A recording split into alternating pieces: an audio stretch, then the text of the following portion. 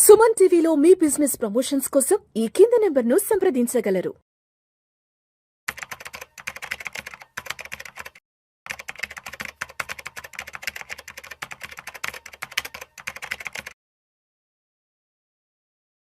నమస్తే, welcome to Vishnu talks. నేను విష్ణు. ప్రస్తుతంతో పాటు certified financial planner doctor Bachchu Anil Kumar గారు ఉన్నారు. సార్తో మాట్లాడదాం.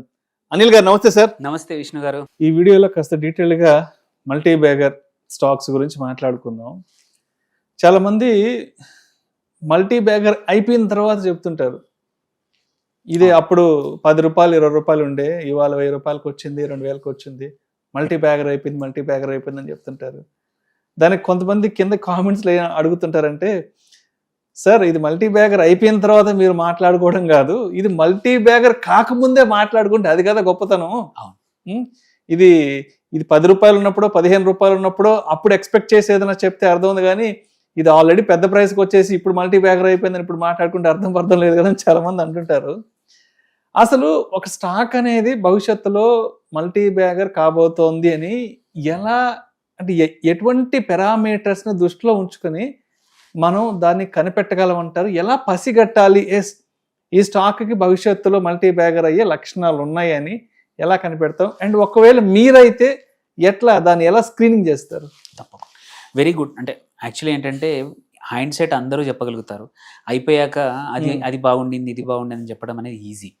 ఆ స్టాక్ ఎగ్జాంపుల్ ఇథనాల్ స్టాక్ మనం రీసెంట్గా ఒక డిస్కస్ చేసాము, ఏదైతే నితిన్ గడ్కరీ ఫ్యామిలీ ఇన్వాల్వ్ చేసిందో అది ఇన్ని ఎక్స్ నుంచి ఇంత పెరిగింది అనేది మనకు తెలిసింది. బట్ అయిపోయాక డిస్కస్ చేయడం కన్నా కూడా there should be a process. ప్రతిదానికి కూడా ఇన్ని సంవత్సరాల నుంచి ఒక మల్టీ బ్యాగర్ని ఐడెంటిఫై చేయడానికి రకరకాలు, ఒక్కొక్క వ్యక్తి ఒక్కొక్క అనలిస్ట్ అనేవాళ్ళు ఒక్కొక్క రకంగా చేస్తారు. నా పద్ధతి నేను చెప్తాను, ఎలా స్కోప్ ఉంది ఏది మల్టీ బ్యాగర్స్ని ఐడెంటిఫై చేసే పద్ధతి. ఈ పద్ధతి ప్రకారం కొన్ని ఫిల్టర్ చేసుకోవాలి, స్క్రీనింగ్ చేసుకొని అవిటిని ట్రాక్ చేసుకొని వాటిలో మన అమౌంట్ ఎప్పుడైనా సరే.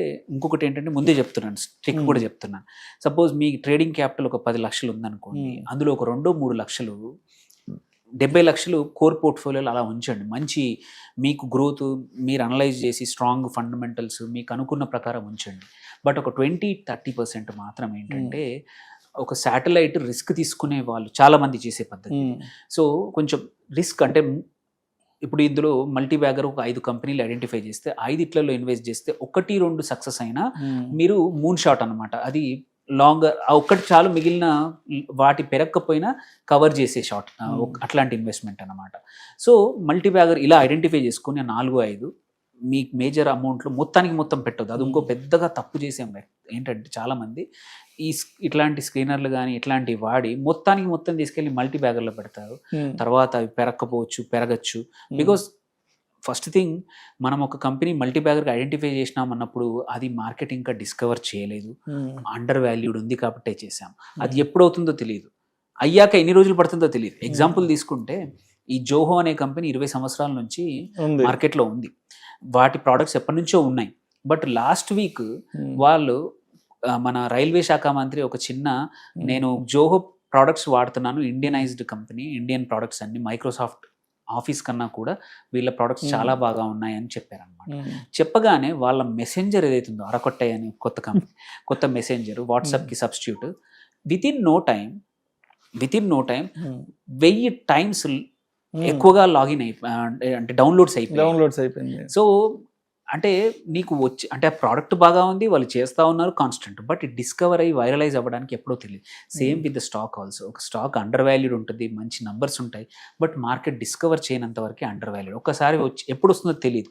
అందుకోసమే మొత్తం అందులో పెట్టి ఇబ్బందులు గురి కాకుండా మీ క్యాపిటల్లో 30% పెట్టండి. సో కమింగ్ టు నౌ, ఈ ప్రాసెస్ చెప్పాక ఇప్పుడు ఎలా ఐడెంటిఫై చేయాలో చెప్పాను. లాట్ ఆఫ్ యాప్స్ ఉన్నాయి. ఫస్ట్ స్క్రీనింగ్ యాప్స్ చాలా ఉన్నాయి. సింపుల్ యాప్ Screener.in ఉంది. సో చాలా ఇంకా వేరే కూడా ఉన్నాయి. ట్రెండ్ లైన్ ఉంది, ఇంకా టికెట్ టేప్ ఉంది. క్వైట్ ఫ్యూ వెబ్సైట్స్ ఉన్నాయి, వేరే కొన్ని ఫ్రీగా ఉన్నాయి, కొన్ని డబ్బులు. ట్రేడింగ్ వ్యూ లాంటి స్క్రీనర్ యాప్స్ కూడా ఉన్నాయి. వీటిలో చేయాల్సింది ఏంటంటే, first important thing, promoter holding చూసుకోవాలి. ఏ కంపెనీ అయినా సరే 50% కన్నా ఎక్కువగా ప్రమోటర్ హోల్డింగ్ ఉంటే అది ఫస్ట్ ఫిల్టర్ మనం చేయాల్సింది. ఎందుకంటే ప్రమోటర్ తన కంపెనీని నమ్మకం పెట్టుకుని 50% కన్నా ఎక్కువ ఉండడం అనేది వెరీ ఇంపార్టెంట్. తనకే నమ్మకం లేనప్పుడు, తను 20% ఉందనుకోండి, అతనికి ఆ కంపెనీ మీద ఐదర్ ఆల్రెడీ గ్రోత్ వచ్చేసి వెళ్ళిపోయి ఉంటుంది, ఆర్ గ్రోత్ అవుతుందని నమ్మకం లేదు కాబట్టి అమ్మేసుకున్నాడు, ఆర్ ఒక వాల్యుయేషన్స్ డీసెంట్గా వచ్చిందని. ఎవరైతే నమ్మకం ఉన్న ప్రమోటర్ అయితే అబోవ్ 50% ఉంటుంది. సో ఫస్ట్ ఫిల్టర్ అది పెట్టుకోండి. అది పెట్టుకుంటే ఈ లిస్ట్ అయిన 10,000 కంపెనీస్లో 9,000 ఆడ్ కంపెనీస్లో 70% ఎగిరిపోతాయి. ఆ తర్వాత మీరు చూసుకోవాల్సింది ఏంటంటే debt to equity ratio is very important. So ఈ డెట్ టు ఈక్విటీ రేషియో కూడా ఏంటంటే 0.5 ఉండాలి ఆర్ బిలో ఉండాలి. అది ఇంకొక ఫిల్టర్, సెకండ్ ఫిల్టర్.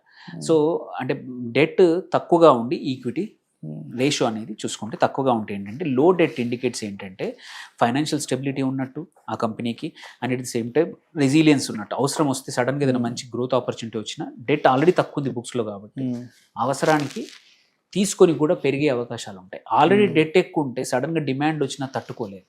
సో అందుకే డెట్ టు ఈక్విటీ రేషియో అనేది 0.5 కన్నా తక్కువగా ఉండాలి. నెక్స్ట్ ఇంపార్టెంట్ థింగ్ ఏంటంటే పిఈ రేషియో చూసుకోవాలి. ఆల్రెడీ ఒక స్టాక్ వెరీ హై మల్టిపుల్స్ దగ్గర ట్రేడ్ అవుతూ ఉంటే అంటే ఆల్రెడీ డిస్కవర్ అయిపోయింది, అది ఇంకా పొటెన్షియల్ మల్టీ బ్యాగ్ అవ్వడానికి చాలా కష్టం. ఇప్పుడు ఎగ్జాంపుల్ జొమాటో తీసుకుంటే నియర్లీ 800-900 పిఈ దగ్గర అవుతుంది.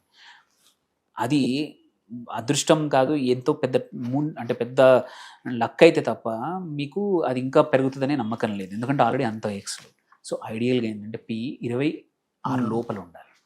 ఎంత తక్కువ 20 కన్నా తక్కువ పిఈ ఉంటే there is a good chance that it multi bagger అయ్యే అవకాశం ఉంది. సో అది థర్డ్. దెన్ మోస్ట్ అంటే ఇంపార్టెంట్ నంబర్స్, ఫైనాన్షియల్ నంబర్స్ ఏంటంటే రిటర్న్ ఆన్ క్యాపిటల్ ఎంప్లాయిడ్ అంటే ROCE, return on equity ROE, return on invested capital ఆర్ఓఐసి. ఈ 3 numbers కూడా చాలా ఇంపార్టెంట్. ఈ 3 నంబర్స్ కూడా అబౌవ్ 20% ఉండాలి. అంటే రిటర్న్ ఆన్ ఈక్విటీ కానీ, రిటర్న్ ఆన్ క్యాపిటల్ ఎంప్లాయిడ్ కానీ, ఆర్ఓఐసి కూడా ఉంటే ఏంటంటే ఆపరేషనల్ ఎఫిషియన్సీ ఆ కంపెనీకి బాగా ఉన్నట్టు, and at the same time profitability కూడా ఉన్నట్టు. ఓన్లీ టాప్ లైన్ ఉండడమే సరిపోదు, ఓన్లీ సేల్స్ ఉంటే సరిపోదు, కింద ప్రాఫిట్ బాటమ్ లైన్ కూడా బాగా ఉంటేనే ఆ కంపెనీ ఆపరేషనల్గా బాగా ఎఫిషియెంట్గా వర్క్ చేస్తున్నట్టు. సో ఆపరేషనల్ ఎఫిషియన్సీ చూపిస్తుంది. అండ్ మోస్ట్ ఇంపార్టెంట్ ఏంటంటే ప్రాఫిట్ మార్జిన్, అది కూడా operating profit margin very important. OPM అంటాం. ఓపీఎం వచ్చేసి companies with above 20% operational profit margin ఉండడం అనేది చాలా ఇంపార్టెంట్. అది స్ట్రాంగ్ మార్జిన్స్ ఉంటే కంపెనీ కూడా పెరిగే అవకాశం ఉంది, and at the same time it will be అంటే ఫ్యూచర్లో మంచి రిటర్న్స్ ఇచ్చే అవకాశం ఉంది. ఇవన్నిటితో పాటు చాలా ఇంపార్టెంట్ ఏంటంటే లాస్ట్ 3 years గ్రోత్ ఎట్లా ఉంది, ప్రొజెక్షన్ ఎలా ఉంది. మినిమం ఒక 20% ఇయర్ ఆన్ ఇయర్ గ్రోత్ ఉన్న కంపెనీలు మాత్రమే మల్టీ బ్యాగర్ అయ్యే అవకాశాలు ఉన్నాయి. ఓకే, సో అందుకే 20% అండ్ ఓవర్ లాస్ట్ 3 yearsలో ఇయర్ ఆన్ ఇయర్ గ్రోత్ ఉండాలి ఆ కంపెనీకి మల్టీ బ్యాగర్ కావాలి అంటే. సో ఎందుకంటే ఇట్ షోస్ దట్ ఈ కంపెనీకి గ్రోత్ అవే ఉండే అవకాశాలు ఉంటాయి, అండ్ ఫ్యూచర్లో కూడా గ్రో ఇండికేషన్ కూడా ఇచ్చేస్తాయి. అండ్ అన్ని దీంతో పాటు ఇంట్రెస్ట్ కవరేజ్ రేషియో అంటాం. ఇంట్రెస్ట్ కవరేజ్ రేషియో మినిమం 5 ఉండాలి. అంటే కొత్తగా అవసరం వస్తే అప్పు తీసుకున్న ఆ ఇంట్రెస్ట్ కట్టే కేపబిలిటీ అనేది ఉండాలన్నమాట. 5 అంటే ఇప్పుడు కడుతున్న ఇంట్రెస్ట్కి 5 times వాళ్ళు ఆల్రెడీ అర్నింగ్ చేస్తున్నారు అనమాట. సో 5 and above ఉంటే that is a good strong company wear అవసరం వస్తే లీవరేజ్ తీసుకొని ఇంట్రెస్ట్ కవరేజ్ పెంచుకొని అప్పు తెచ్చుకొని కూడా బిజినెస్ చేసి ఆల్రెడీ మార్జిన్ స్ట్రాంగ్గా ఉన్నాయి. సో అప్పు తెచ్చినా కానీ కవర్ అవుతుంది, ఎందుకంటే ఆర్ఓసిఈ చాలా ఉంది. సో ఇవన్నీ స్ట్రాంగ్గా ఉంటే అప్పుడు లాస్ట్ వచ్చేది ఏంటంటే మార్కెట్ క్యాప్ ఎంత ఉంది, అంటే కరెంట్లీ మార్కెట్ ప్రైస్ ఎలా ఉంది ఇది లిస్టెడ్ షేర్స్ మీద, అండ్ సేల్స్ రేషియో ఎలా ఉంది. ఐడియల్గా ఏంటంటే సేల్స్ కన్నా 2 times ఆర్ లోవర్ ఉంటే మంచిది, ఎందుకంటే అది అండర్ వాల్యూడ్ అన్నట్టు. ఆల్రెడీ సేల్స్కి 15-20 రెట్లు ఉందనుకోండి, అది over valued already. So though price పెరిగినా మల్టీ బ్యాగర్ అయ్యే అవకాశాలు ఉండదు, ఎస్ స్టాండర్డ్గా పెరుగుతాయి అనమాట. సో ఇవి అన్నీ ఉన్న స్టాక్స్ ప్రాబ్లీ ఒక 25-30 స్టాక్స్ ఉండొచ్చు. అందులో కూడా ఏంటంటే కొన్ని సెక్టార్స్కి స్టాక్ బాగుండొచ్చు, బట్ సెక్టార్ సన్ రైజ్ కాకపోవచ్చు, ఆల్రెడీ గ్రోన్ సెక్టర్లో ఉండొచ్చు. అలాంటి కొంచెం దూరం పెట్టుకొని ఒక 4-5 ఈ స్క్రీనర్ సింపుల్ ఈ స్క్రీనర్ పెట్టుకొని 5 స్టాక్స్లో పెట్టుకొని ఆ 5 స్టాక్స్లో మీ రిస్క్ క్యాపిటల్ని లాంగ్ టర్మ్ కోసం ఇన్వెస్ట్ చేసుకొని పోర్ట్ఫోలియో చేసుకుంటే అందులో ఒక్కటి వర్కౌట్ అయినా మీ పెట్టిన దానికి 50 రెట్ల నుంచి 100 రెట్లు వచ్చే అవకాశాలు ఉంటాయి, ప్రొవైడెడ్ ఓపిక ఉండాలి. It is not most important thing. అందరూ ఏంటంటే చేసే తప్పు, మల్టీ బ్యాగర్ అనేది మెయిన్ స్ట్రాటజీ కాదు, it is a satellite strategy. మీ కోర్ స్ట్రాటజీకి కొంచెం పక్కన పెట్టడం వల్ల సో బేసికలీ ఒక కేక్ కి పైన చిన్న క్రీమ్ ఉంటుంది చూసారా, సో క్రీమ్ లాంటిది అనమాట. మీ already cake is good sweet, మీ రిటర్న్స్ ఆర్ గుడ్, మీ కోర్ పోర్ట్ఫోలియో దాన్ని కొంచెం అడిషనల్ గా బూస్ట్ చేసేది మాత్రమే అవ్వాలి.